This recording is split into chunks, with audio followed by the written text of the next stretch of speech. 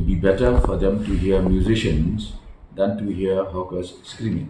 Menteri ketena jengok hai pertheu ba Pol Lyngdoh ka Sautrik Jemang ulong bigi Nongdie Madan ki Pynrung Kyrteng ki Kongo iki anjong kari on Pynkynriah kat kumi kendon bagi anjong ke jela bat nataon sedang ki bentaban pelong ki kendailat kum ke pedestrian zone leni ke jakaya brio nadu bana jeleu abakran cikla batai kubor ba Pol loong baga on Pynkynriah ki nong trei ki Pynrung Kyrteng shagi market complex ki badai jok Sorkar kum ke muda ka Yopulo ba ka parking lot hayudu habakli laradon ke jingbom mon na ki Nongdie Madan ban Pynkynriah Barakalu kurukam baka Sorkar kan pin menjuriki bapol loong baka anjong kari kan yeng bal onnom dan menu ki bala ban long hanglor jong ka an. No one is above that law.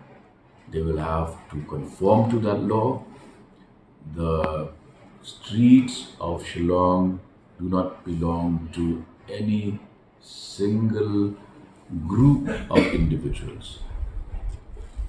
And the most affected here in the city, when you compare to any other city, are pedestrians. Because on the one side you have motorists and bikers, on the other side you have hawkers.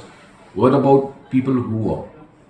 They also have rights. I decided to declare Kendailat as a pedestrian zone to encourage people to walk around, enjoy good music.